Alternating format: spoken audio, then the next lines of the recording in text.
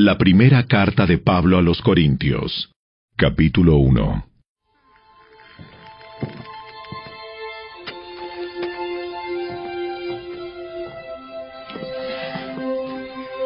Yo, Pablo, elegido por la voluntad de Dios para ser un apóstol de Cristo Jesús, escribo esta carta junto con nuestro hermano Sóstenes. Va dirigida a la iglesia de Dios en Corinto, a ustedes que han sido llamados por Dios para ser su pueblo santo. Él los hizo santos por medio de Cristo Jesús, tal como lo hizo con todos los que en todas partes invocan el nombre de nuestro Señor Jesucristo, Señor de ellos y de nosotros. Que Dios, nuestro Padre, y el Señor Jesucristo les den gracia y paz. Siempre doy gracias a mi Dios por ustedes y por los dones inmerecidos que les dio ahora que pertenecen a Cristo Jesús.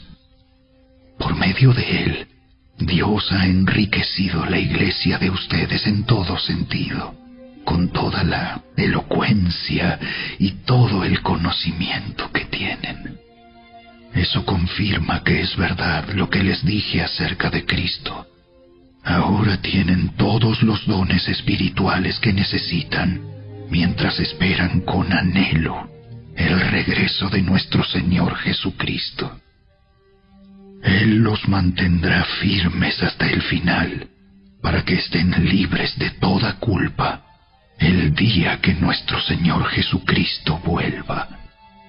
Dios lo hará, porque Él es fiel para hacer lo que dice, y los ha invitado a que tengan comunión con su Hijo, Jesucristo, nuestro Señor. Amados hermanos, les ruego por la autoridad de nuestro Señor Jesucristo que vivan en armonía los unos con los otros, que no haya divisiones en la iglesia. Por el contrario, sean todos de un mismo parecer, unidos en pensamiento y propósito. Pues algunos de la casa de Cloé me contaron de las peleas entre ustedes, mis amados hermanos. Algunos de ustedes dicen, yo soy seguidor de Pablo. Otros dicen, yo sigo a Apolos, o yo sigo a Pedro, o yo sigo únicamente a Cristo. ¿Acaso Cristo está dividido en facciones? ¿Fui yo, Pablo, crucificado por ustedes? ¿Fue alguno de ustedes bautizado en el nombre de Pablo? Por supuesto que no. Agradezco a Dios que no bauticé a ninguno de ustedes excepto a Crispo y a Gayo, porque ahora nadie puede decir que fue bautizado en mi nombre.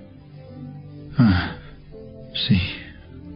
También bauticé a los de la casa de Estéfanas, pero no recuerdo haber bautizado a nadie más. Pues Cristo no me envió a bautizar, sino a predicar la buena noticia, y no con palabras ingeniosas, por temor a que la cruz de Cristo perdiera su poder. El mensaje de la cruz es una ridiculez para los que van rumbo a la destrucción. Pero nosotros, que vamos en camino a la salvación, sabemos que es el poder mismo de Dios. Como dicen las Escrituras, destruiré la sabiduría de los sabios y desecharé la inteligencia de los inteligentes. Así que, ¿dónde deja eso a los filósofos, a los estudiosos y a los especialistas en debates de este mundo? Dios ha hecho que la sabiduría de este mundo parezca una ridiculez, ya que Dios, en su sabiduría, se aseguró de que el mundo nunca lo conociera por medio de la sabiduría humana. Usó nuestra predicación ridícula para salvar a los que creen. es ridícula para los judíos, que piden señales del cielo, y es ridícula para los griegos, que buscan la sabiduría humana. Entonces, cuando predicamos que Cristo fue crucificado, los judíos se ofenden y los gentiles dicen que son puras tonterías. Sin embargo, para los que Dios llamó a la salvación, tanto judíos como gentiles, Cristo es el poder de Dios y la sabiduría de Dios. Ese plan ridículo de Dios es más sabio que el más sabio de los planes humanos, y la debilidad de Dios es más fuerte que la mayor fuerza humana. Recuerden, amados hermanos, que pocos de ustedes eran sabios a los ojos del mundo, o poderosos, o ricos, cuando Dios los llamó. En cambio, Dios eligió lo que el mundo considera ridículo para avergonzar a los que se creen sabios, y escogió cosas que no tienen poder para avergonzar a los poderosos. Dios escogió lo despreciado por el mundo, lo que se considera como nada, y lo usó para convertir en nada lo que el mundo considera importante. Como resultado, nadie puede jamás jactarse en presencia de Dios. Dios los ha unido a ustedes con Cristo Jesús. Dios hizo que Él fuera la sabiduría misma para nuestro beneficio. Cristo nos hizo justos ante Dios, nos hizo puros y santos, y nos liberó del pecado. Por lo tanto, como dicen las Escrituras, si alguien quiere jactarse, que se jacte solamente del Señor.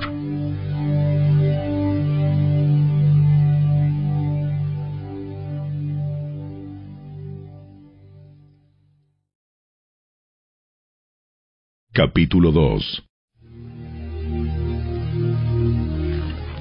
Amados hermanos, la primera vez que los visité, no me valí de palabras elevadas ni de una sabiduría impresionante para contarles acerca del plan secreto de Dios, pues decidí que mientras estuviera con ustedes, olvidaría todo excepto a Jesucristo, el que fue crucificado. Me acerqué a ustedes en debilidad, con timidez y temblor, y mi mensaje y mi predicación fueron muy sencillos. En lugar de usar discursos ingeniosos y persuasivos, confié solamente en el poder del Espíritu Santo. Lo hice así para que ustedes no confiaran en la sabiduría humana, sino en el poder de Dios. Sin embargo, cuando estoy con creyentes maduros, sí hablo con palabras de sabiduría, pero no la clase de sabiduría que pertenece a este mundo o a los gobernantes de este mundo, quienes pronto son olvidados. No, la sabiduría de la que hablamos es el misterio de Dios, su plan que antes estaba escondido, aunque Él lo hizo para nuestra gloria final, aún antes que comenzara el mundo. Pero los gobernantes de este mundo no lo entendieron. Si lo hubieran hecho, no habrían crucificado a nuestro glorioso Señor. A eso se refieren las Escrituras cuando dicen: ningún ojo ha visto, ningún oído ha escuchado, ninguna mente ha imaginado lo que Dios tiene preparado para quienes lo aman. Pero fue a nosotros a quienes Dios reveló esas cosas por medio de su Espíritu, pues su Espíritu investiga todo a fondo y nos muestra los secretos profundos de Dios. Nadie puede conocer los pensamientos de una persona excepto el propio Espíritu de esa persona. y nadie puede conocer los pensamientos de Dios excepto el propio Espíritu de Dios. Y nosotros hemos recibido al Espíritu de Dios, no al espíritu del mundo, de manera que podemos conocer las cosas maravillosas que Dios nos ha regalado. Les decimos estas cosas sin emplear palabras que provienen de la sabiduría humana. En cambio, hablamos con palabras que el Espíritu nos da, usando las palabras del Espíritu para explicar las verdades espirituales. Pero los que no son espirituales no pueden recibir esas verdades de parte del Espíritu de Dios. Todo les suena ridículo y no pueden entenderlo, porque solo los que son espirituales pueden entender lo que el Espíritu quiere decir. Los que son espirituales pueden evaluar todas las cosas, pero ellos mismos no pueden ser evaluados por otros, pues ¿quién puede conocer los pensamientos del Señor? ¿Quién sabe lo suficiente para enseñarle a Él? Pero nosotros entendemos estas cosas porque tenemos la mente de Cristo.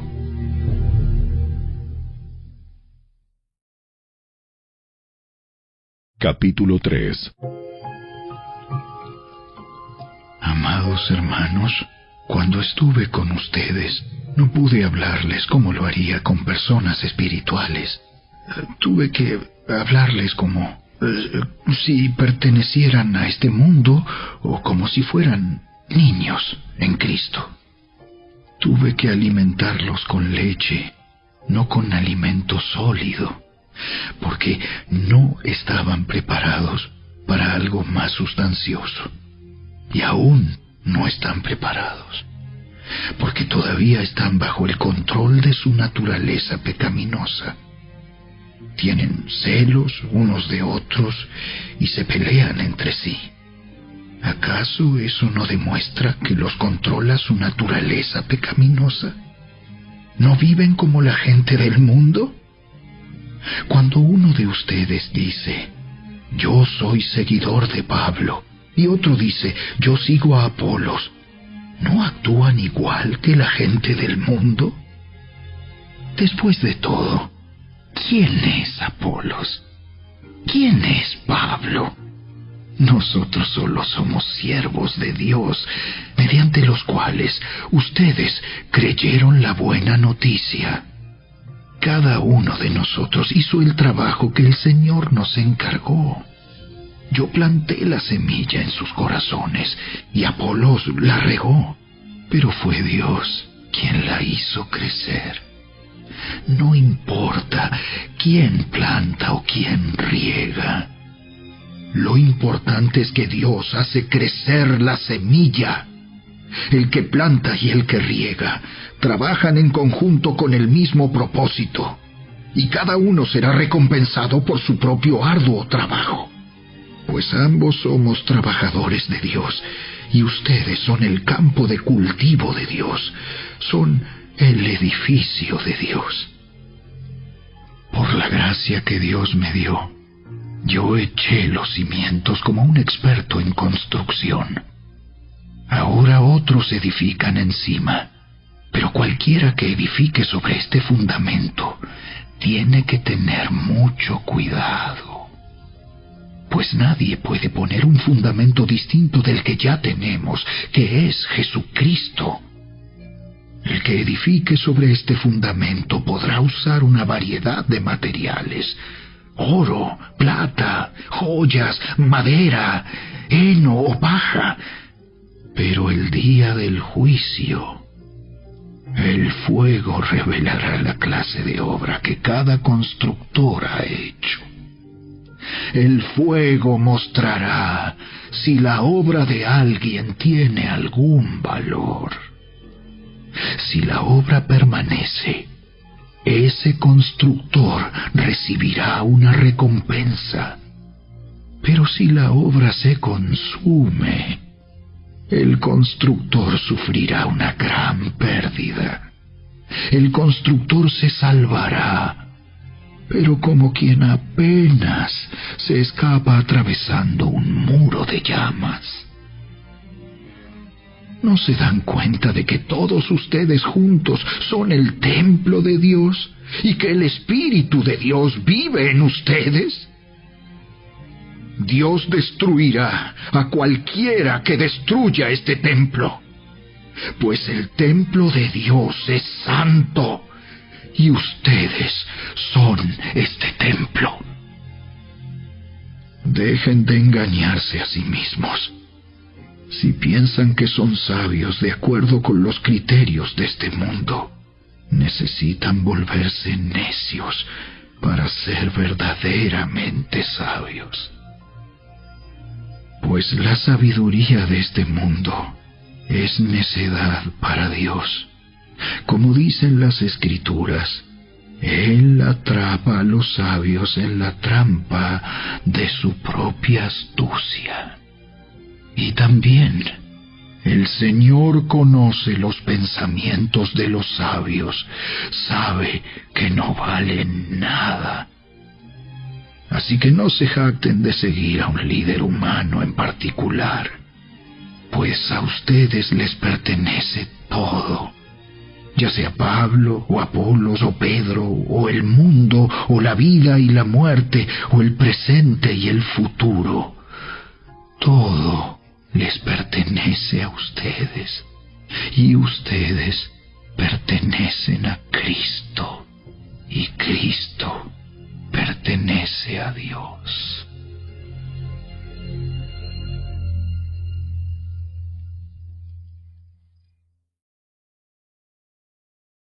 Capítulo 4. Así que a Apolos y a mí, considérennos como simples siervos de Cristo, a quienes se nos encargó la tarea de explicar los misterios de Dios. Ahora bien, alguien que recibe el cargo de administrador debe ser fiel. En cuanto a mí, me importa muy poco cómo me califiquen ustedes o cualquier autoridad humana. Ni siquiera confío en mi propio juicio en este sentido. Tengo la conciencia limpia, pero eso no demuestra que yo tenga razón. Es el Señor mismo quien me evaluará y tomará la decisión. Así que no juzguen a nadie antes de tiempo, es decir, antes de que el Señor vuelva, pues Él sacará a la luz nuestros secretos más oscuros y revelará nuestras intenciones más íntimas. Entonces Dios le dará a cada uno el reconocimiento que le corresponda. Amados hermanos, puse el caso de Apolos y el mío propio como ilustración de lo que les vengo diciendo. Si prestan atención a lo que les cité de las Escrituras, no estarán orgullosos de uno de sus líderes a costa de otro. Pues, ¿qué derecho tienen a juzgar así? ¿Qué tienen que Dios no les haya dado? Y si todo lo que tienen proviene de Dios, ¿por qué se jactan como si no fuera un regalo? Ustedes piensan que ya tienen todo lo que necesitan. Creen que ya son ricos. Hasta han comenzado a reinar sin nosotros en el reino de Dios. Yo desearía que en verdad ya estuvieran reinando, porque entonces nosotros estaríamos reinando con ustedes. A veces pienso que a nosotros, los apóstoles, Dios nos puso en exhibición, como prisioneros de guerra al final del desfile del vencedor, condenados a muerte. Nos hemos convertido en un espectáculo para el mundo entero, tanto para la gente como para los ángeles. Nuestra entrega a Cristo nos hace parecer tontos. En cambio, ustedes afirman ser tan sabios en Cristo. Nosotros somos débiles, pero ustedes son tan poderosos. A ustedes los estiman. A nosotros nos ridiculizan. Incluso ahora mismo pasamos hambre y tenemos sed, y nos falta ropa para abrigarnos.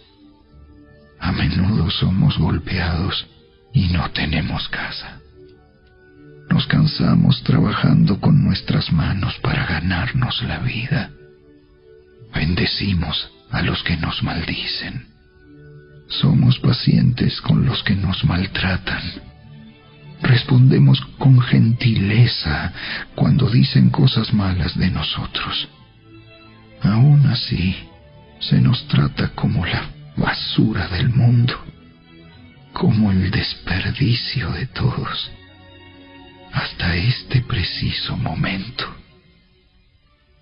No les escribo estas cosas para avergonzarlos, sino para advertirles como mis amados hijos, pues aunque tuvieran 10,000 maestros que les enseñaran acerca de Cristo, tienen solo un Padre espiritual, pues me convertí en su Padre en Cristo Jesús cuando les prediqué la buena noticia.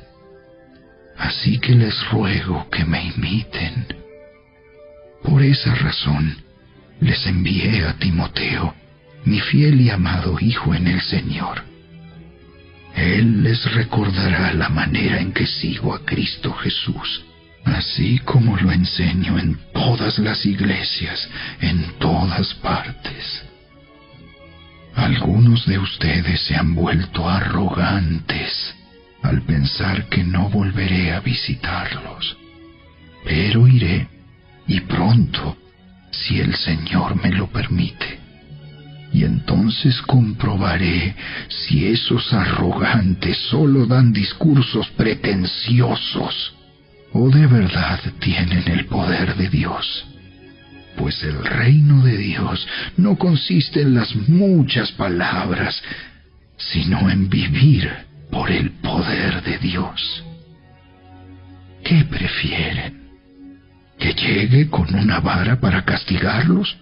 ¿O que vaya con amor y un espíritu amable?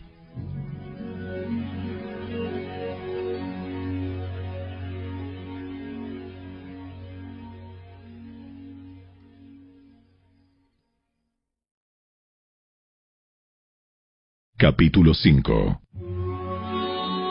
Me cuesta creer lo que me informan acerca de la inmoralidad sexual que hay entre ustedes.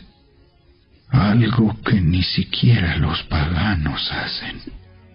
Me dicen que un hombre de su iglesia vive en pecado con su madrastra.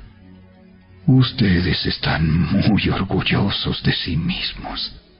En cambio, deberían estar llorando de dolor y vergüenza y echar a ese hombre de la congregación.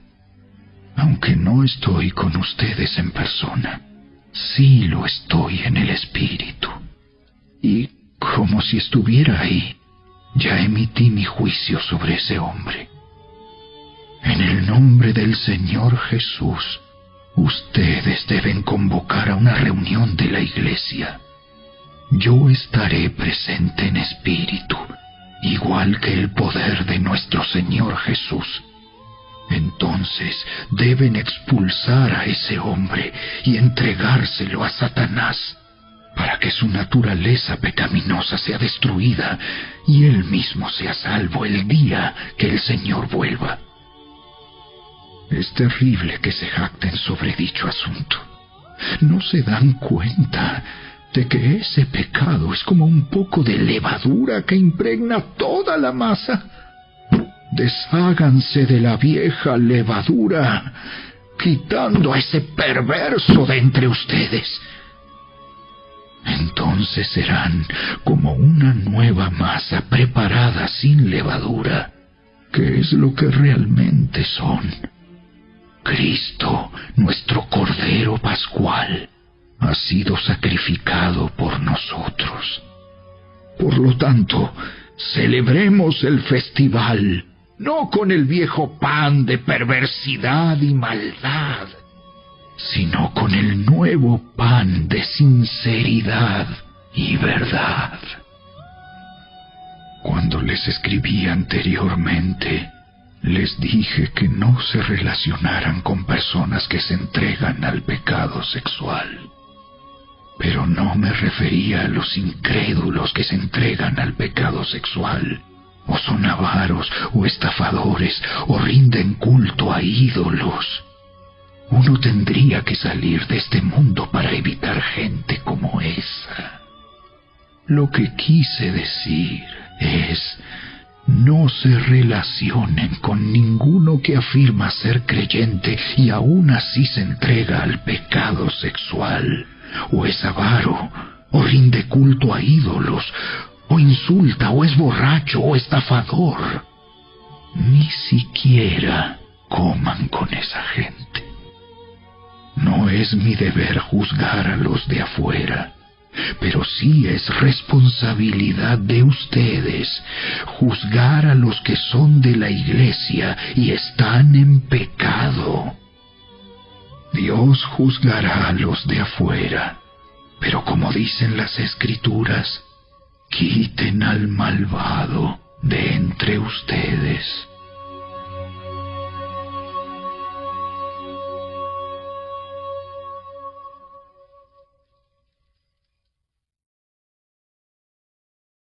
Capítulo 6. Cuando uno de ustedes tiene un conflicto con otro creyente, ¿cómo se atreve a presentar una demanda y a pedirle a un tribunal secular que decida sobre el asunto, en lugar de llevarlo ante otros creyentes? ¿No se dan cuenta de que algún día nosotros los creyentes juzgaremos al mundo? Y dado que ustedes van a juzgar al mundo, ¿no son capaces de resolver esas pequeñas cuestiones entre ustedes? ¿No se dan cuenta de que juzgaremos a los ángeles? Así que deberían ser capaces de resolver los conflictos comunes y corrientes que ocurren en esta vida. Si tienen conflictos legales acerca de tales asuntos, ¿por qué acuden a jueces que son de afuera y no son respetados por la iglesia? Digo esto para que se avergüencen. No hay nadie en toda la iglesia con suficiente sabiduría para decidir sobre esos temas. En cambio, un creyente demanda a otro, justo frente a los incrédulos. El hecho de que tengan semejantes demandas legales unos contra otros es en sí una derrota para ustedes. ¿Por qué mejor no aceptar la injusticia y dejar el asunto como está? ¿Por qué no se dejan estafar? En cambio, son ustedes mismos los que hacen lo malo y estafan aún a sus propios hermanos en Cristo. ¿No se dan cuenta de que los que hacen lo malo no heredarán el reino de Dios? No se engañen a sí mismos.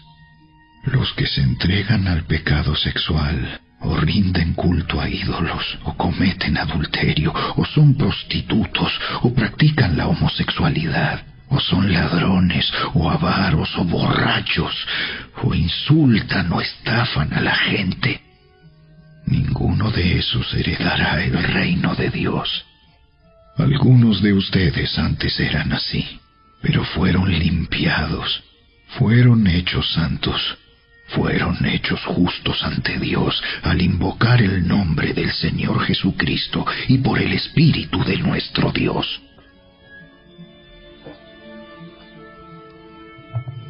Ustedes dicen, se me permite hacer cualquier cosa, pero no todo les conviene. Y aunque se me permite hacer cualquier cosa, no debo volverme esclavo de nada.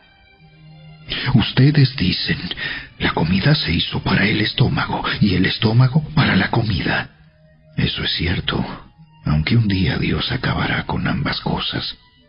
Pero ustedes no pueden decir que nuestro cuerpo fue creado para la inmoralidad sexual. Fue creado para el Señor, y al Señor le importa nuestro cuerpo. Y Dios nos levantará de los muertos con su poder, tal como levantó de los muertos a nuestro Señor. ¿No se dan cuenta de que sus cuerpos en realidad son miembros de Cristo?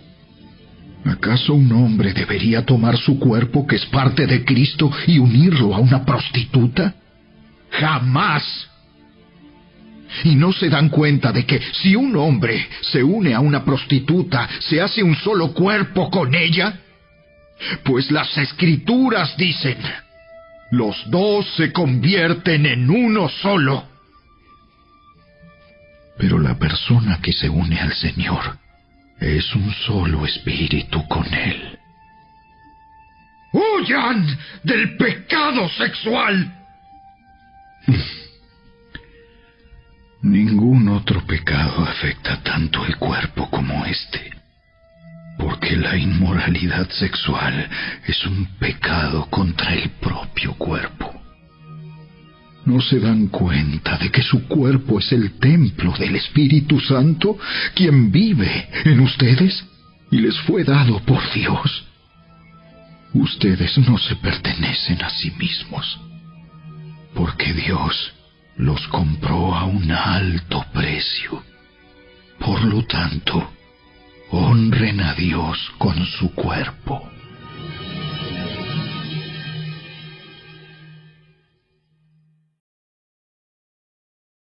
Capítulo 7. Ahora, en cuanto a las preguntas que me hicieron en su carta, es cierto que es bueno abstenerse de tener relaciones sexuales. Sin embargo, dado que hay tanta inmoralidad sexual, cada hombre debería tener su propia esposa y cada mujer su propio marido. El esposo debe satisfacer las necesidades sexuales de su esposa, y la esposa debe satisfacer las necesidades sexuales de su marido. La esposa le da la autoridad sobre su cuerpo a su marido, y el esposo le da la autoridad sobre su cuerpo a su esposa. No se priven el uno al otro de tener relaciones sexuales, a menos que los dos estén de acuerdo en abstenerse de la intimidad sexual por un tiempo limitado, para entregarse más de lleno a la oración. Después deberán volverse a juntar, a fin de que Satanás no pueda tentarlos por la falta de control propio. Eso les digo a modo de concesión, no como un mandato. Sin embargo, quisiera que todos fueran solteros, igual que yo. Pero cada uno tiene su don específico de Dios, unos de una clase y otros de otra. Así que les digo a los solteros y a las viudas, es mejor quedarse sin casar, tal como yo. Pero si no pueden controlarse, entonces deberían casarse.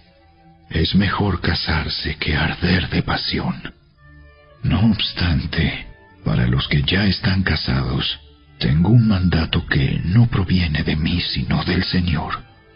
La esposa no debe dejar a su marido, pero si lo deja, que no se case de nuevo, o bien que se reconcilie con él, y el marido no debe dejar a su esposa.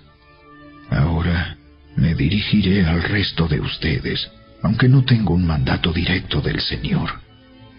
Si un creyente está casado con una mujer que no es creyente y ella está dispuesta a seguir viviendo con él, no debe abandonarla. Y si una creyente tiene un esposo que no es creyente y él está dispuesto a seguir viviendo con ella, no debe abandonarlo, pues la esposa creyente da santidad a su matrimonio, y el esposo creyente da santidad al suyo. De otro modo, sus hijos no serían santos, pero ahora son santos. En cambio, si el esposo o la esposa que no es creyente insiste en irse, dejen que se vaya. En esos casos el cónyuge creyente ya no está ligado al otro, porque Dios los ha llamado a ustedes a vivir en paz. ¿Acaso ustedes, esposas, no se dan cuenta de que sus maridos podrían ser salvos a causa de ustedes? ¿Y ustedes, esposos, no se dan cuenta de que sus esposas podrían ser salvas a causa de ustedes? Cada uno debería seguir viviendo en la situación que el Señor lo haya puesto y permanecer tal como estaba cuando Dios lo llamó por primera vez. Esa es mi regla para todas las iglesias. Por ejemplo, un hombre que se circuncidó antes de llegar a ser creyente no debería tratar de revertir su condición.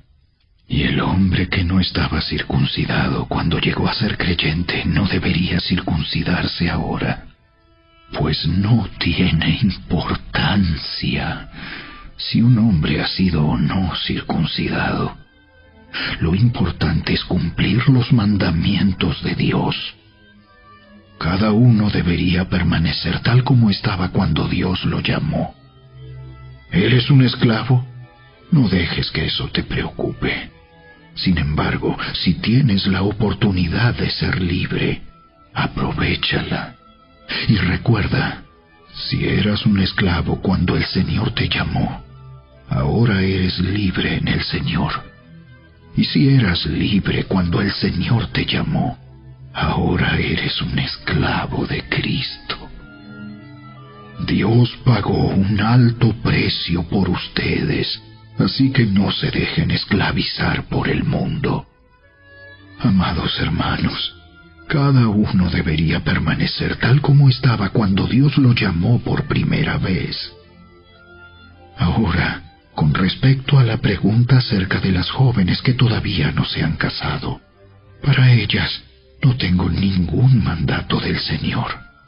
Pero el Señor, en su misericordia, me ha dado sabiduría digna de confianza que les transmitiré a ustedes. Debido a la crisis actual, pienso que es mejor que cada uno se quede como está. Si tienes esposa, no procures terminar tu matrimonio. Si no tienes esposa, no busques casarte. Pero si te casas, no es pecado. Y si una joven se casa, tampoco es pecado. Sin embargo, los que se casen en este tiempo tendrán problemas, y estoy tratando de evitárselos. Déjenme decirles lo siguiente, amados hermanos. El tiempo que queda es muy breve, así que de ahora en adelante, los que estén casados no deberían concentrarse únicamente en su matrimonio. Los que lloran, o los que se alegran, o los que compran cosas, no deberían ser absorbidos por sus lágrimas, ni su alegría, ni sus posesiones. Los que usan las cosas del mundo no deberían apegarse a ellas, pues este mundo, tal como lo conocemos, pronto desaparecerá. Quisiera que estén libres de las preocupaciones de esta vida. Un soltero puede invertir su tiempo en hacer la obra del Señor y en pensar cómo agradarlo a Él. Pero el casado tiene que pensar en sus responsabilidades terrenales y en cómo agradar a su esposa. Sus intereses están divididos. De la misma manera, una mujer que ya no está casada o que nunca se ha casado puede dedicarse al Señor y ser santa en cuerpo y en espíritu. Pero una mujer casada tiene que pensar en sus responsabilidades terrenales y en cómo agradar a su esposo. Les digo esto para su propio beneficio, no para imponerles restricciones. Mi deseo es que hagan todo lo que les ayude a servir mejor al Señor, con la menor cantidad de distracciones posibles. No obstante, si un hombre piensa que está tratando a su prometida en forma impropia y que inevitablemente cederá a sus pasiones, que se case con ella como él desea. No es pecado, Pero si ha decidido con toda firmeza no casarse, y no hay urgencia y puede controlar sus pasiones, hace bien en no casarse. Así que el que se casa con su prometida hace bien, y el que no se casa hace aún mejor. Una esposa está ligada a su esposo mientras el esposo vive. Si su esposo muere, ella queda libre para casarse con quien quiera, pero solamente si ese hombre ama al Señor. Sin embargo, en mi opinión, sería mejor para ella no volver a casarse, y pienso que al decirles esto, les doy consejo del Espíritu de Dios.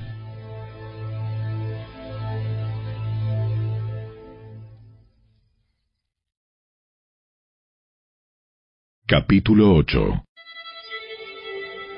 Ahora, con respecto a la pregunta acerca de la comida que ha sido ofrecida a ídolos, es cierto, sabemos que todos tenemos conocimiento sobre este tema. Sin embargo, mientras que el conocimiento nos hace sentir importantes, es el amor lo que fortalece a la Iglesia. El que afirma que lo sabe todo, en realidad, no es que sepa mucho. Pero la persona que ama a Dios es a quien Dios reconoce. Entonces, ¿qué acerca de comer carne ofrecida a ídolos? Pues sabemos que un ídolo no es en verdad un Dios, y que hay solo un Dios. Puede que existan esos llamados dioses, tanto en el cielo como en la tierra, y algunas personas de hecho rinden culto a muchos dioses y a muchos señores. Pero para nosotros hay un Dios, el Padre, por quien todas las cosas fueron creadas y para quien vivimos. Y hay un Señor, Jesucristo, por medio de quien todas las cosas fueron creadas y por medio de quien vivimos. Sin embargo, no todos los creyentes saben esto. Algunos están acostumbrados a pensar que los ídolos son reales. Entonces, cuando comen un alimento que fue ofrecido a ídolos, lo consideran adoración a dioses verdaderos y violan su débil conciencia. Es cierto que no podemos obtener la aprobación de Dios por lo que comemos. No perdemos nada si no lo comemos, y no ganamos nada si lo comemos. Pero ustedes deben tener cuidado de que su libertad no haga tropezar a los que tienen una conciencia más débil. Pues si otros te ven con tu conocimiento superior comiendo en el templo de un ídolo, ¿acaso no se sentirán alentados a violar su conciencia al comer un alimento que se ofreció a un ídolo? Así que a causa de tu conocimiento superior, se destruirá un creyente débil por quien Cristo murió.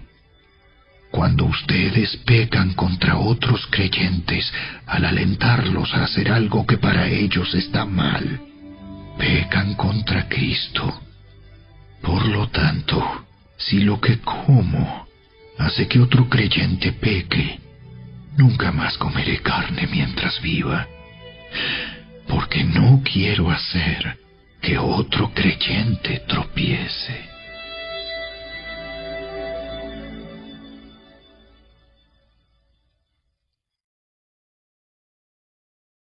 Capítulo 9. ¿Acaso no soy tan libre como cualquier otro? ¿No soy apóstol? ¿No he visto a Jesús nuestro Señor con mis propios ojos? ¿No es gracias a mi trabajo que ustedes pertenecen al Señor? Aunque otros piensen que no soy apóstol, ciertamente para ustedes lo soy. Ustedes mismos son la prueba de que soy apóstol del Señor. Esta es mi respuesta a los que cuestionan mi autoridad. ¿Acaso no tenemos derecho de hospedarnos con ustedes y compartir sus comidas? ¿No tenemos derecho a llevar con nosotros a una esposa creyente como lo hacen los demás apóstoles y los hermanos del Señor y como lo hace Pedro? ¿O Bernabé y yo somos los únicos que tenemos que trabajar para sostenernos? ¿Qué soldado tiene que pagar sus propios gastos? ¿Qué agricultor planta un viñedo y no tiene derecho a comer de su fruto? ¿A qué pastor que cuida de su rebaño de ovejas no se le permite beber un poco de la leche? ¿Expreso meramente una opinión humana? ¿O dice la ley lo mismo? Porque la ley de Moisés dice: no le pongas bozal al buey para impedirle que coma mientras trilla el grano. ¿Acaso pensaba Dios únicamente en bueyes cuando dijo eso? ¿No nos hablaba a nosotros en realidad? Claro que sí. Se escribió para nosotros, a fin de que tanto el que ara como el que trilla el grano puedan esperar una porción de la cosecha. Ya que hemos plantado la semilla espiritual entre ustedes, ¿no tenemos derecho a cosechar el alimento y la bebida material? Si ustedes sostienen a otros que les predican, ¿no deberíamos tener nosotros aún mayor derecho a que nos sostengan? Pero nunca nos hemos valido de ese derecho.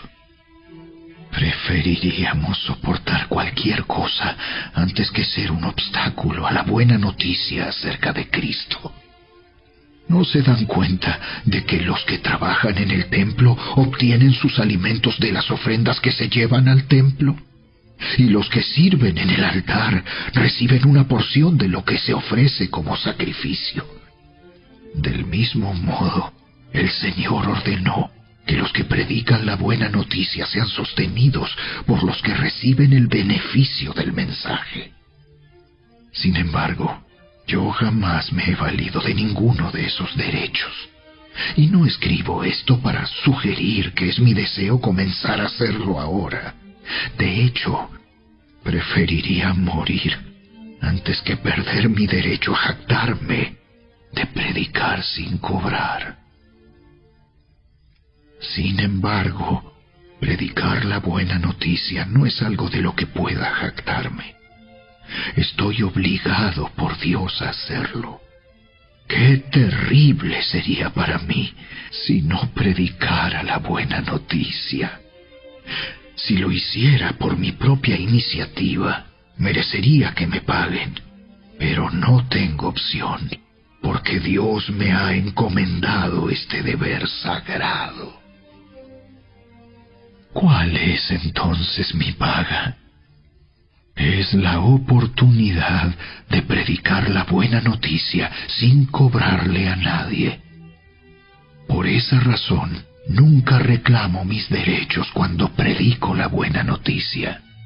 A pesar de que soy un hombre libre y sin amo, me he hecho esclavo de todos para llevar a muchos a Cristo. Cuando estaba con los judíos, vivía como un judío para llevar a los judíos a Cristo.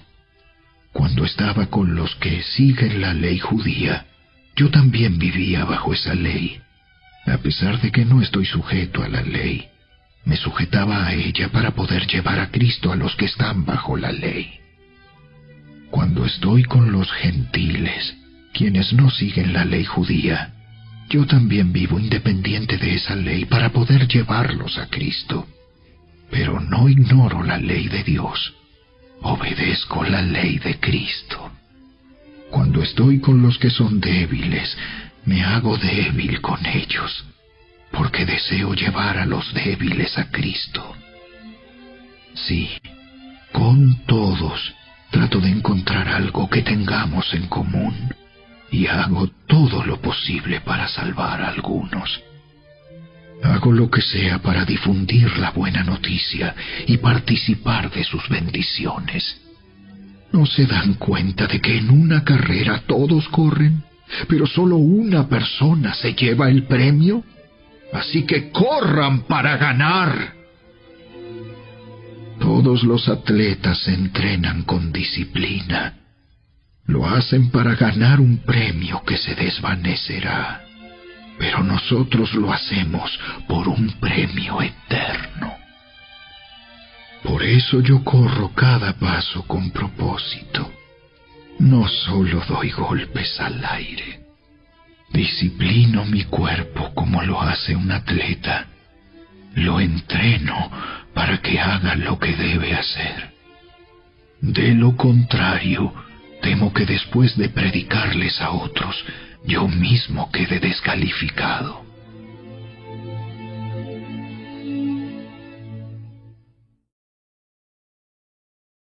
Capítulo 10. Amados hermanos, no quiero que se olviden de lo que les sucedió a nuestros antepasados hace mucho tiempo en el desierto. Todos fueron guiados por una nube que iba delante de ellos, y todos caminaron a través del mar sobre tierra seca. Todos ellos fueron bautizados en la nube y en el mar como seguidores de Moisés. Todos comieron el mismo alimento espiritual, y todos bebieron la misma agua espiritual, pues bebieron de la roca espiritual que viajaba con ellos, y esa roca era Cristo. Sin embargo, Dios no se agradó con la mayoría de ellos, y sus cuerpos fueron dispersados por el desierto. Esas cosas sucedieron como una advertencia para nosotros, a fin de que no codiciemos lo malo como hicieron ellos, ni rindamos culto a ídolos como hicieron algunos de ellos. Como dicen las Escrituras, el pueblo celebró con abundante comida y bebida, y se entregó a diversiones paganas. Y no debemos cometer inmoralidad sexual, como hicieron algunos de ellos, lo cual causó la muerte de 23,000 personas en un solo día. Tampoco deberíamos poner a prueba a Cristo, como hicieron algunos de ellos, y luego murieron mordidos por serpientes. Y no murmuren como lo hicieron algunos de ellos, y luego el ángel de la muerte los destruyó. Esas cosas les sucedieron a ellos como ejemplo para nosotros. Se pusieron por escrito para que nos sirvieran de advertencia a los que vivimos en el fin de los tiempos. Si ustedes piensan que están firmes, tengan cuidado de no caer. Las tentaciones que enfrentan en su vida no son distintas de las que otros atraviesan. Y Dios es fiel. No permitirá que la tentación sea mayor de lo que puedan soportar. Cuando sean tentados, Él les mostrará una salida para que puedan resistir. Por lo tanto, mis queridos amigos, huyan de la adoración a los ídolos. Ustedes son personas razonables. Juzguen por sí mismos si lo que digo es cierto. Cuando bendecimos la copa en la mesa del Señor, ¿no participamos en la sangre de Cristo? Y cuando partimos el pan, ¿no participamos en el cuerpo de Cristo? Aunque somos muchos, todos comemos de un mismo pan, con lo cual demostramos que somos un solo cuerpo. Piensen en el pueblo de Israel. ¿No estaban unidos al comer de los sacrificios del altar? ¿Qué es lo que trato de decir? ¿Que la comida ofrecida a ídolos tiene alguna importancia o que los ídolos son dioses verdaderos? No, de ninguna manera. Lo que digo es que esos sacrificios se ofrecen a los demonios, no a Dios. Y no quiero que ustedes tengan parte con los demonios. Ustedes no pueden beber de la copa del Señor y también de la copa de los demonios. No pueden comer de la mesa del Señor y también de la mesa de los demonios. ¿Qué? ¿Acaso nos atreveremos a despertar los celos del Señor? ¿Piensan que somos más fuertes que Él? Ustedes dicen, se me permite hacer cualquier cosa, pero no todo les conviene. Dicen, se me permite hacer cualquier cosa, pero no todo trae beneficio. No se preocupen por su propio bien, sino por el bien de los demás. Así que pueden comer cualquier carne que se venda en el mercado, sin preguntar nada por motivos de conciencia, pues la tierra es del Señor y todo lo que hay en ella. Si alguien que no es creyente los invita a cenar a su casa, acepten la invitación si desean. Coman todo lo que les ofrezcan, sin preguntar nada por motivos de conciencia. Pero supongamos que alguien les dice, esta carne se ofreció a un ídolo.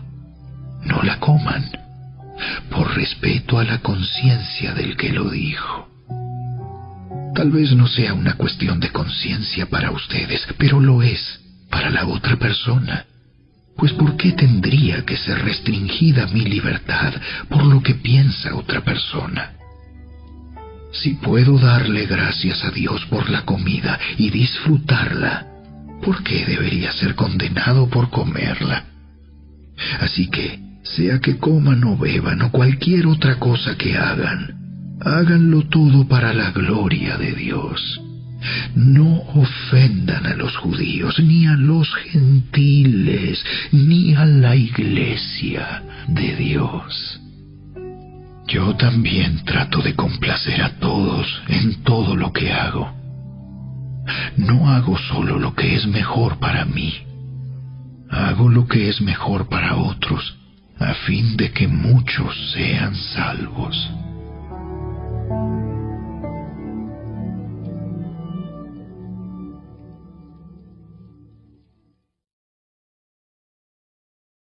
Capítulo 11. Y ustedes deberían imitarme a mí, así como yo imito a Cristo. Cuánto me alegro de que ustedes siempre me tienen en sus pensamientos y de que siguen las enseñanzas que les transmití. Pero hay algo que quiero que sepan. La cabeza de todo hombre es Cristo. La cabeza de la mujer es el hombre, y la cabeza de Cristo es Dios. El hombre deshonra su cabeza si se cubre la cabeza mientras ora o profetiza.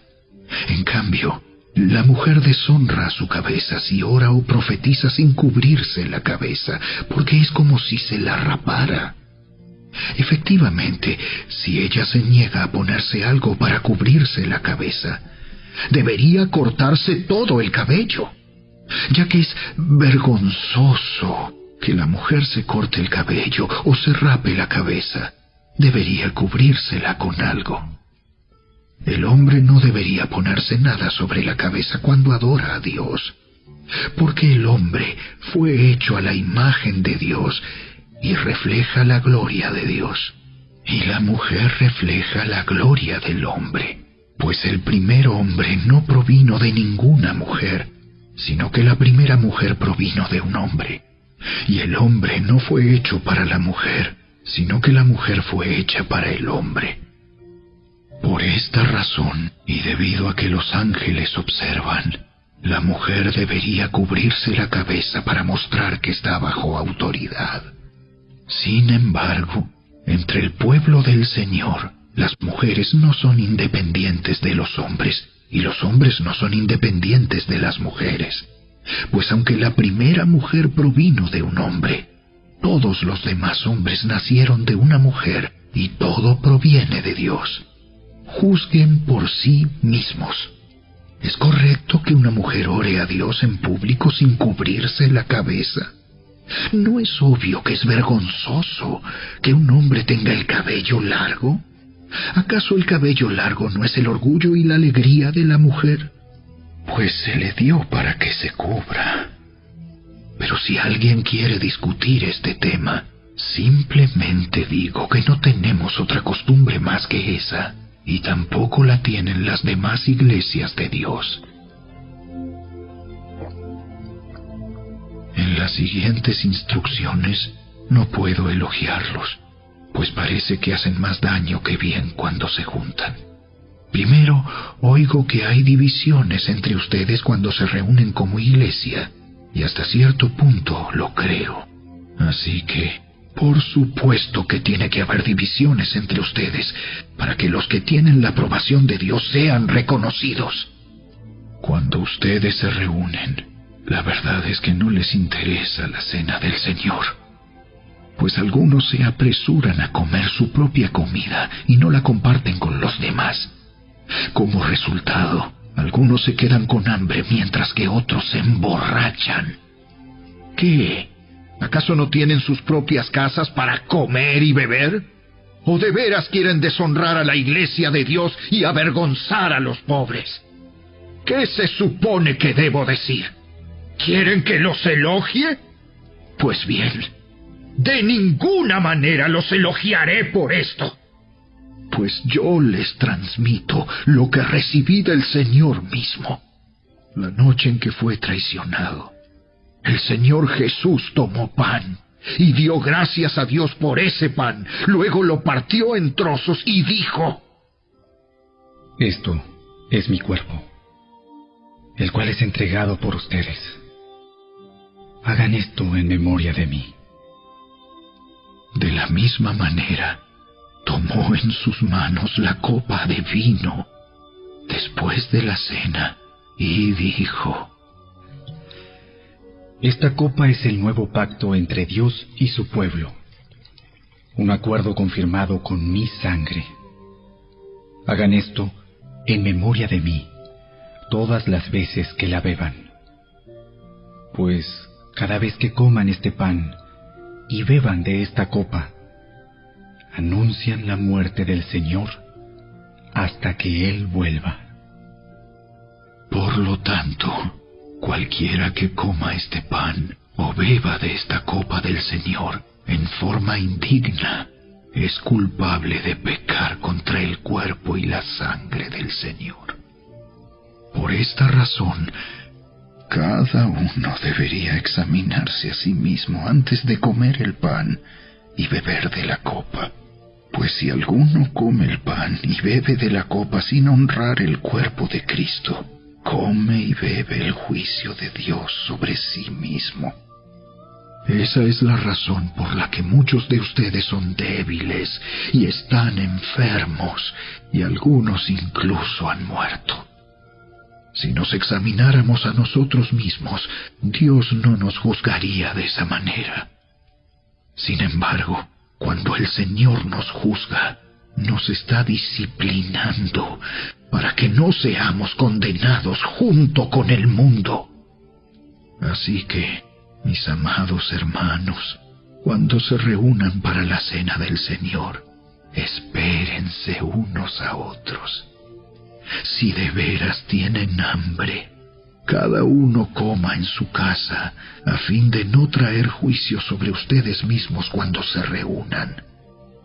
Les daré instrucciones sobre los demás asuntos después de mi llegada.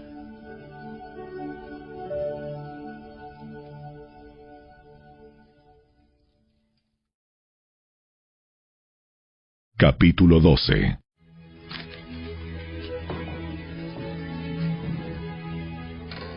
Ahora, amados hermanos, con respecto a la pregunta acerca de las capacidades especiales que el Espíritu nos da, no quiero que lo malentiendan. Ustedes saben que cuando todavía eran paganos, fueron llevados por mal camino y arrastrados a rendir culto a ídolos mudos. Por lo tanto, quiero que sepan que nadie que habla por el Espíritu de Dios maldice a Jesús. Y nadie puede decir que Jesús es el Señor, excepto por el Espíritu Santo. Hay distintas clases de dones espirituales, pero el mismo Espíritu es la fuente de todos ellos. Hay distintas formas de servir, pero todos servimos al mismo Señor. Dios trabaja de maneras diferentes, pero es el mismo Dios quien hace la obra en todos nosotros. A cada uno de nosotros se nos da un don espiritual para que nos ayudemos mutuamente. A uno el Espíritu le da la capacidad de dar consejos sabios. A otro, el mismo Espíritu le da un mensaje de conocimiento especial.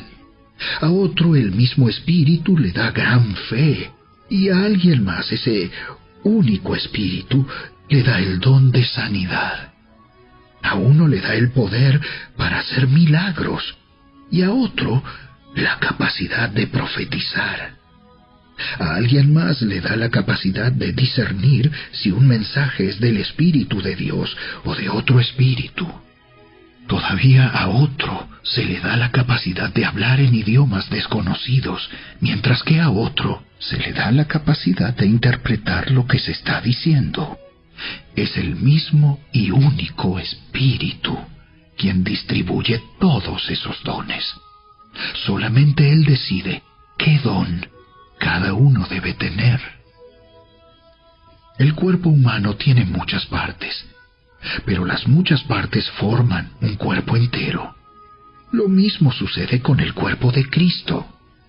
Entre nosotros hay algunos que son judíos y otros que son gentiles, algunos son esclavos y otros son libres, pero todos fuimos bautizados en un solo cuerpo por un mismo Espíritu, y todos compartimos el mismo Espíritu. Así es. El cuerpo consta de muchas partes diferentes, no de una sola parte. Si el pie dijera, no formo parte del cuerpo porque no soy mano, no por eso dejaría de ser parte del cuerpo. Y si la oreja dijera, no formo parte del cuerpo porque no soy ojo, ¿dejaría por eso de ser parte del cuerpo? Si todo el cuerpo fuera ojo, ¿cómo podríamos oír? O si todo el cuerpo fuera oreja, ¿cómo podríamos oler? Pero nuestro cuerpo tiene muchas partes, y Dios ha puesto cada parte justo donde Él quiere. ¡Qué extraño sería el cuerpo si tuviera solo una parte! Efectivamente, hay muchas partes, pero un solo cuerpo. El ojo nunca puede decirle a la mano, no te necesito. La cabeza tampoco puede decirle al pie, no te necesito. De hecho, algunas partes del cuerpo que parecerían las más débiles y menos importantes, en realidad son las más necesarias. Y las partes que consideramos menos honorables son las que vestimos con más esmero. Así que protegemos con mucho cuidado esas partes que no deberían verse, mientras que las partes más honorables no precisan esa atención especial. Por eso Dios ha formado el cuerpo de tal manera que se les dé más honor y cuidado a esas partes que tienen menos dignidad. Esto hace que haya armonía entre los miembros, a fin de que los miembros se preocupen los unos por los otros. Si una parte sufre, las demás partes sufren con ella. Y si a una parte se le da honra, todas las partes se alegran. Todos ustedes en conjunto son el cuerpo de Cristo, y cada uno de ustedes es parte de ese cuerpo. A continuación, hay algunas de las partes que Dios ha designado para la Iglesia. En primer lugar, los apóstoles. En segundo lugar, los profetas. En tercer lugar, los maestros. Luego, los que hacen milagros, los que tienen el don de sanidad, los que pueden ayudar a otros, los que tienen el don de liderazgo, los que hablan en idiomas desconocidos. ¿Acaso somos todos apóstoles? ¿Somos todos profetas? ¿Somos todos maestros? ¿Tenemos todos el poder de hacer milagros? ¿Tenemos todos el don de sanidad? ¿Tenemos todos la capacidad de hablar en idiomas desconocidos? ¿Tenemos todos la capacidad de interpretar idiomas desconocidos? Por supuesto que no. Por lo tanto, ustedes deberían desear encarecidamente los dones que son de más ayuda. Pero ahora déjenme mostrarles una manera de vida que supera a todas las demás.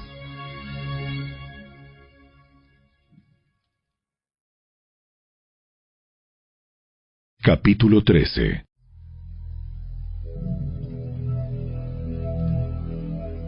Si pudiera hablar todos los idiomas del mundo y de los ángeles, pero no amar a los demás, yo solo sería un metal ruidoso o un címbalo que resuena.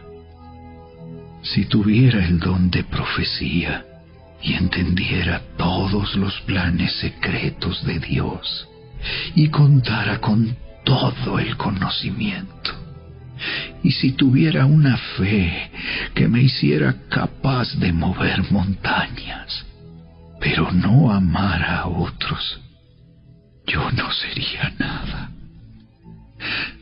Si diera todo lo que tengo a los pobres y hasta sacrificara mi cuerpo, podría jactarme de eso. Pero si no amara a los demás, no habría logrado nada. El amor es paciente y bondadoso. El amor no es celoso, ni fanfarrón, ni orgulloso, ni ofensivo. No exige que las cosas se hagan a su manera. No se irrita ni lleva un registro de las ofensas recibidas. No se alegra de la injusticia, sino que se alegra cuando la verdad triunfa. El amor nunca se da por vencido. Jamás pierde la fe. Siempre tiene esperanzas y se mantiene firme en toda circunstancia. La profecía, el hablar en idiomas desconocidos y el conocimiento especial se volverán inútiles, pero el amor durará para siempre. Ahora, nuestro conocimiento es parcial e incompleto, y aún el don de profecía revela solo una parte de todo el panorama. Sin embargo, cuando llegue el tiempo de la perfección, esas cosas parciales se volverán inútiles. Cuando yo era niño, hablaba, pensaba y razonaba como un niño. Pero cuando crecí, dejé atrás las cosas de niño. Ahora vemos todo de manera imperfecta, como reflejos desconcertantes. Pero luego veremos todo con perfecta claridad. Todo lo que ahora conozco es parcial e incompleto, pero luego conoceré todo por completo. Tal como Dios ya me conoce a mí completamente. 3 cosas durarán para siempre: la fe, la esperanza y el amor. Y la mayor de las 3 es el amor.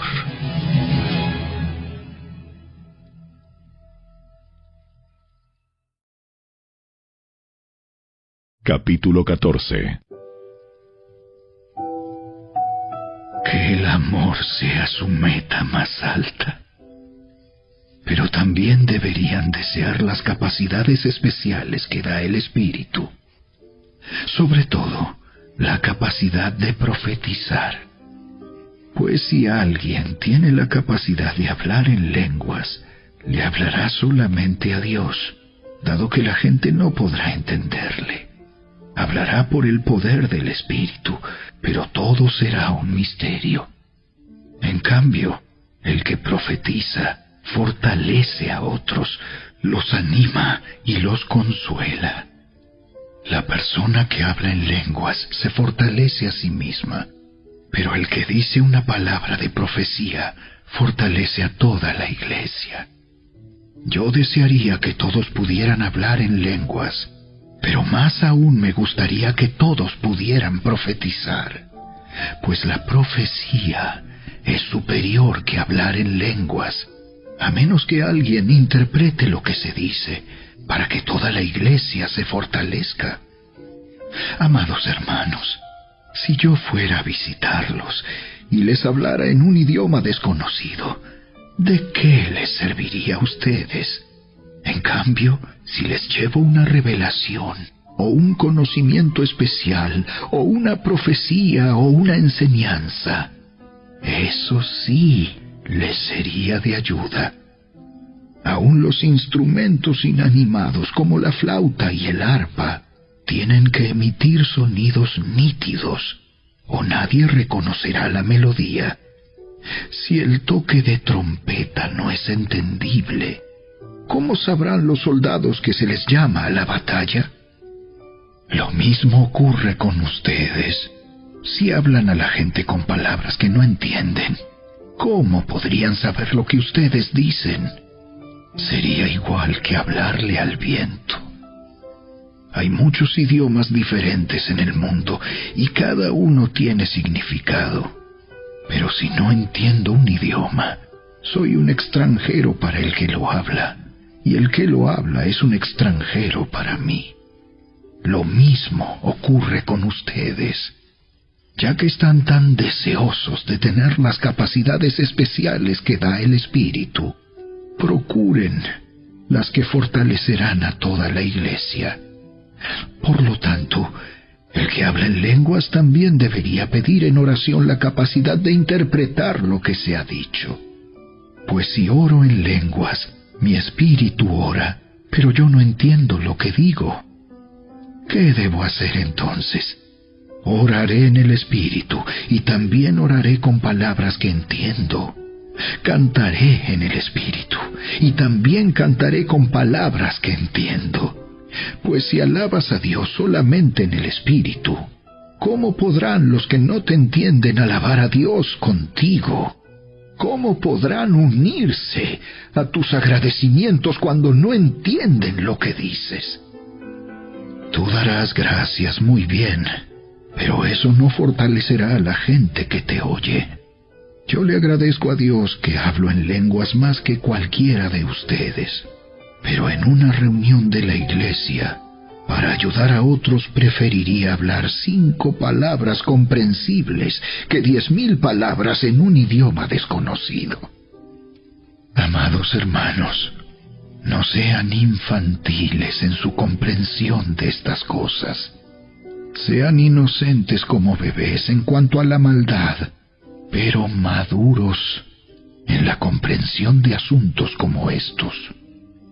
En las Escrituras está escrito: hablaré a mi propio pueblo en idiomas extraños y mediante labios de extranjeros, pero aún así no me escucharán. Así que, como ven, el hablar en lenguas es una señal no para los creyentes, sino para los incrédulos. La profecía, sin embargo, es para el beneficio de los creyentes, no de los incrédulos.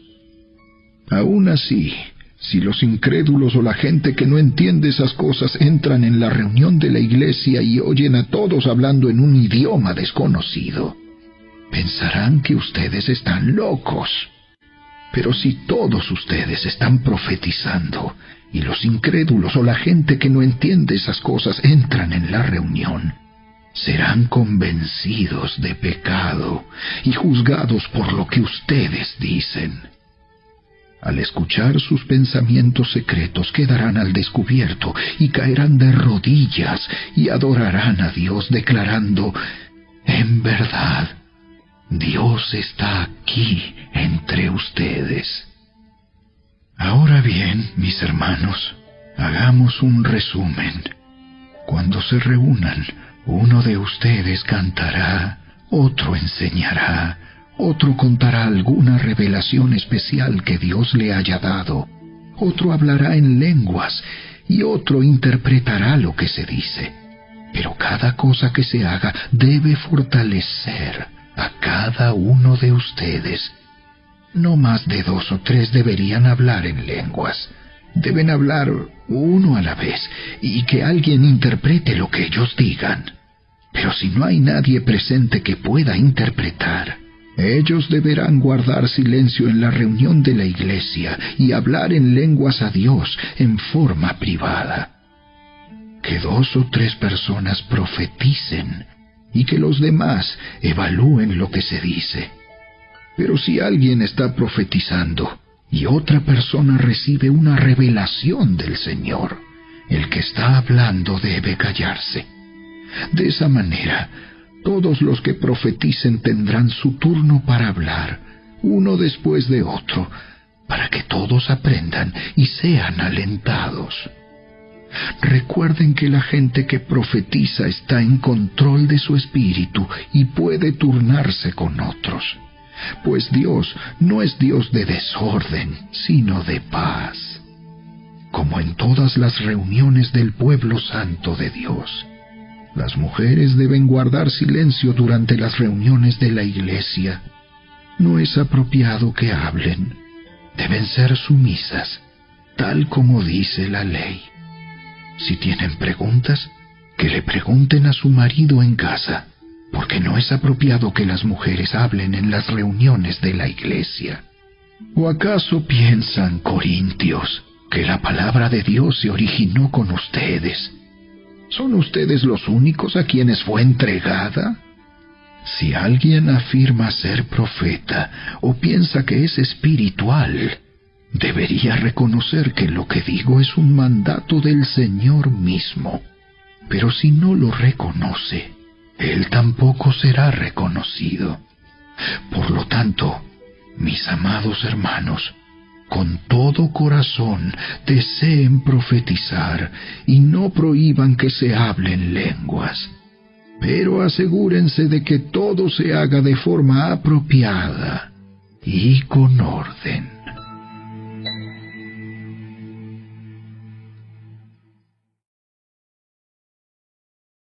Capítulo 15.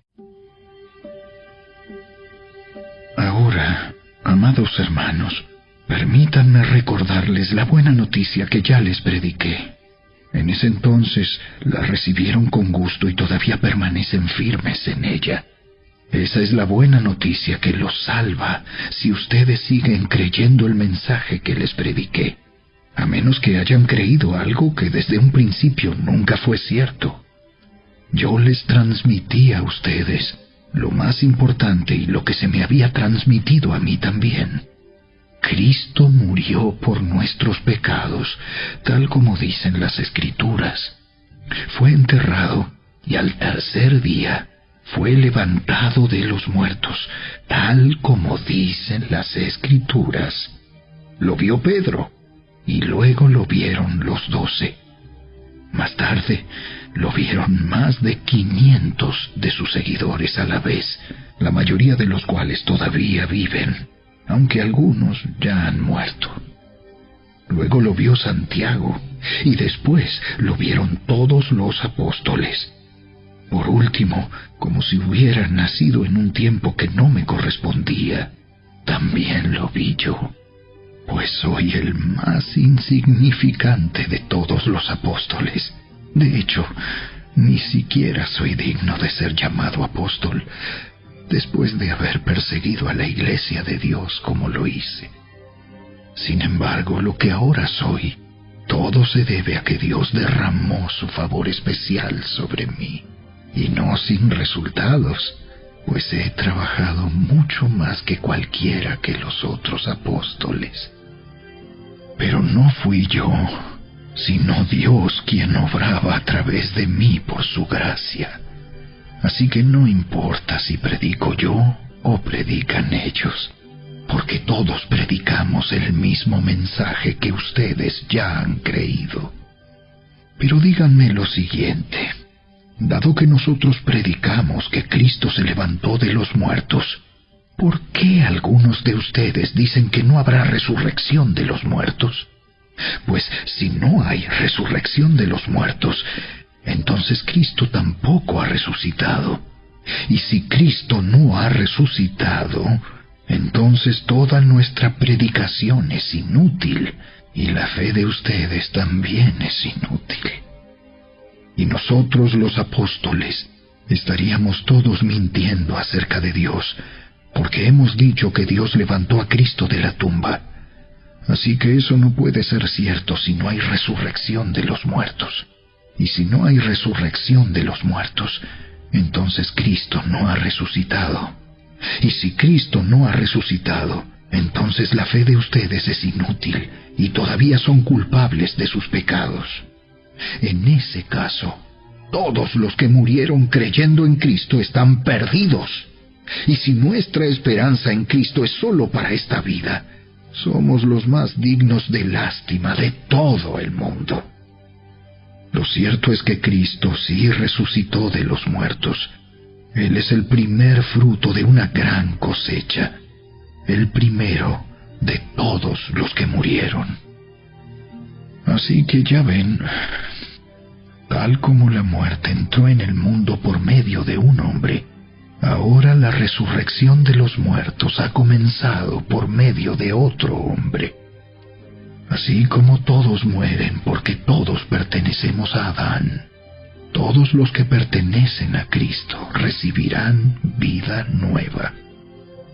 Pero esta resurrección tiene un orden.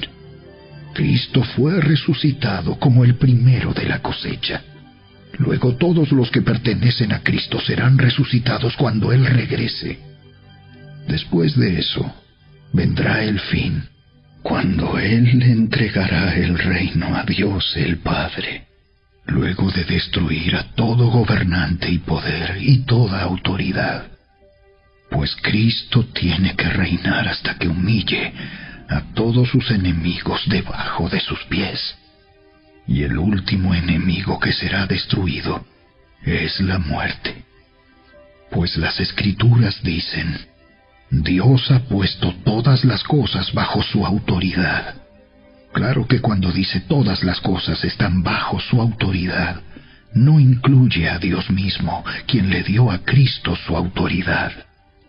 Entonces, cuando todas las cosas estén bajo su autoridad, el Hijo se pondrá a sí mismo bajo la autoridad de Dios, para que Dios, quien le dio a su Hijo la autoridad sobre todas las cosas, sea completamente supremo sobre todas las cosas en todas partes.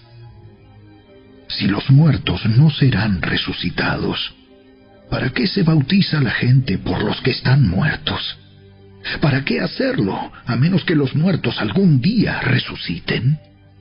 ¿Y para qué nosotros, a todas horas, pondríamos en peligro nuestra vida?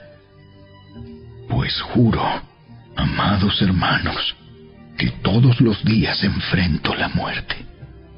Esto es tan cierto como el orgullo que siento por lo que Cristo Jesús, nuestro Señor, ha hecho en ustedes.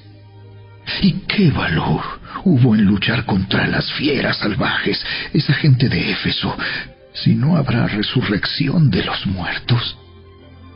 Y si no hay resurrección, comamos y bebamos, que mañana moriremos. No se dejen engañar por los que dicen semejantes cosas, porque las malas compañías corrompen el buen carácter.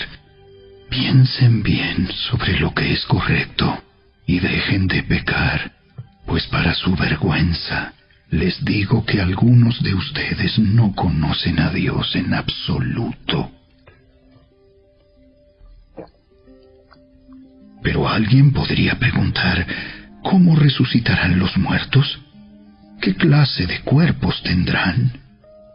¡Qué pregunta tan tonta! Cuando pones una semilla en la tierra, esta no crece y llega a ser una planta a menos que muera primero.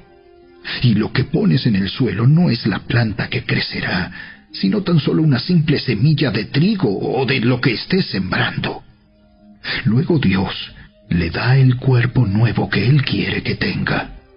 De cada clase de semilla crece una planta diferente. De modo parecido, hay diferentes clases de carne. Una para los humanos, otra para los animales, otra para las aves y otra para los peces. También hay cuerpos en los cielos y cuerpos sobre la tierra. La gloria de los cuerpos celestiales es diferente de la gloria de los cuerpos terrenales. El sol tiene una clase de gloria, mientras que la luna tiene otra, y las estrellas tienen otra. y hasta las estrellas se diferencian unas de otras por la gloria de cada una.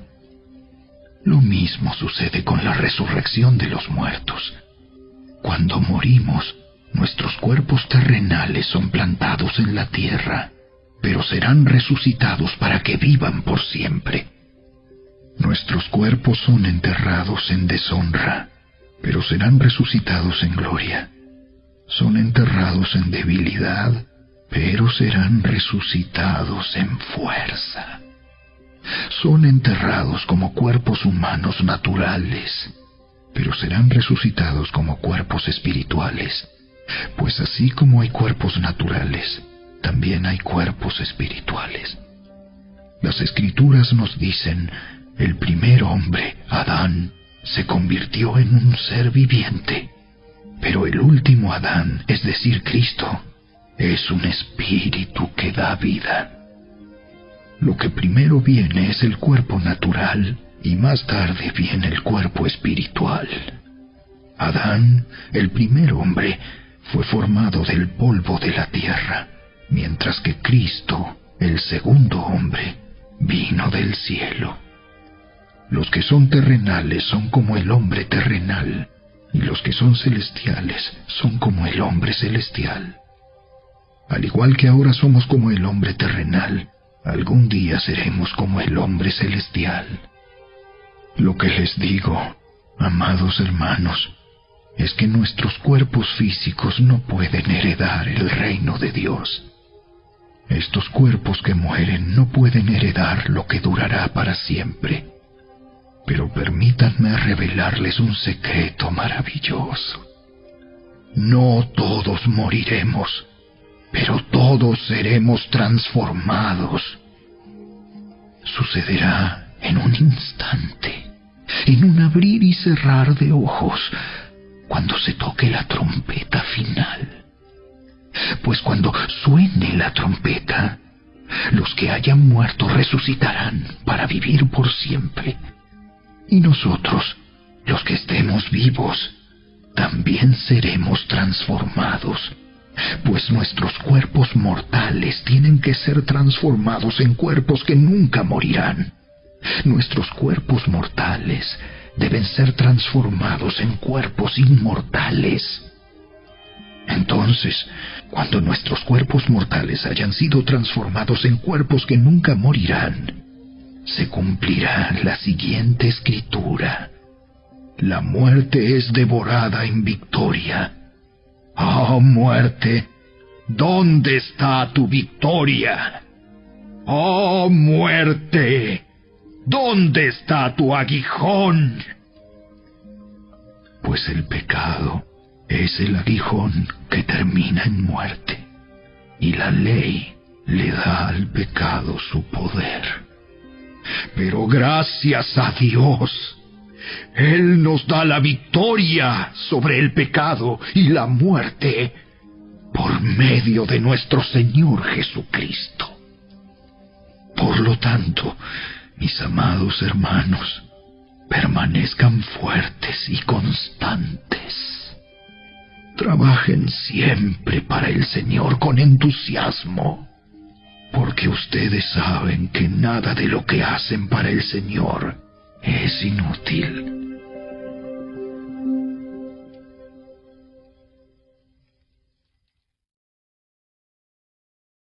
Capítulo 16. Ahora bien, consideremos la pregunta acerca del dinero que se está juntando para el pueblo de Dios en Jerusalén. Deberían seguir el mismo procedimiento que les di a las iglesias de Galacia. El primer día de cada semana, cada uno debería separar una parte del dinero que ha ganado. No esperen hasta que yo llegue para luego tratar de reunirlo todo de golpe. Cuando yo vaya, escribiré cartas de recomendación para los mensajeros que ustedes escojan como encargados de entregar su ofrenda en Jerusalén. Y si parece oportuno que yo también vaya, ellos pueden viajar conmigo. Los visitaré después de haber ido a Macedonia, pues estoy pensando pasar por Macedonia. Tal vez me quede un tiempo con ustedes, quizá todo el invierno, y después podrán enviarme a mi próximo destino. Esta vez no quiero hacerles una visita corta nada más y luego seguir mi viaje. Deseo ir y quedarme un tiempo si el Señor me lo permite. Mientras tanto seguiré aquí en Éfeso hasta el festival de Pentecostés. Se ha abierto una puerta de par en par para hacer un gran trabajo en este lugar, aunque muchos se me oponen. Cuando llegue Timoteo, no lo intimiden. Él hace la obra del Señor igual que yo. No permitan que nadie lo trate con desprecio.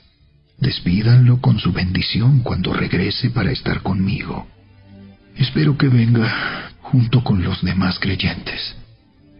Ahora, en cuanto a nuestro hermano Apolos, yo le rogué que fuera a visitarlos en compañía de los otros creyentes, pero él no estaba dispuesto a ir por el momento. Los verá después cuando tenga la oportunidad. Estén alerta, permanezcan firmes en la fe, sean valientes, sean fuertes y hagan todo con amor. Ustedes ya saben que Estéfanas y los de su casa fueron los primeros frutos de la cosecha de creyentes en Grecia, y ellos tienen su vida puesta al servicio del pueblo de Dios. Les ruego, amados hermanos, que se sometan a ellos y a otros como ellos, que sirven con tanta devoción. Estoy muy contento de que Estéfanas, Fortunato y Acaico hayan llegado. Ellos me han dado la ayuda que ustedes no pudieron darme al no estar aquí. Ellos también han sido de mucho aliento para mí, como lo fueron para ustedes. Muéstrenles agradecimiento a todos los que sirven así de bien. Las iglesias de aquí, en la provincia de Asia, les mandan saludos en el Señor, igual que Aquila y Priscila y todos los demás que se congregan en la casa de ellos para las reuniones de la iglesia. Todos los hermanos de aquí les envían saludos. Salúdense unos a otros con un beso santo. Este es mi saludo de puño y letra. Pablo. Si alguien no ama al Señor, tal persona es maldita. Señor nuestro, ven. Que la gracia del Señor Jesús sea con ustedes. Mi amor a todos ustedes en Cristo Jesús.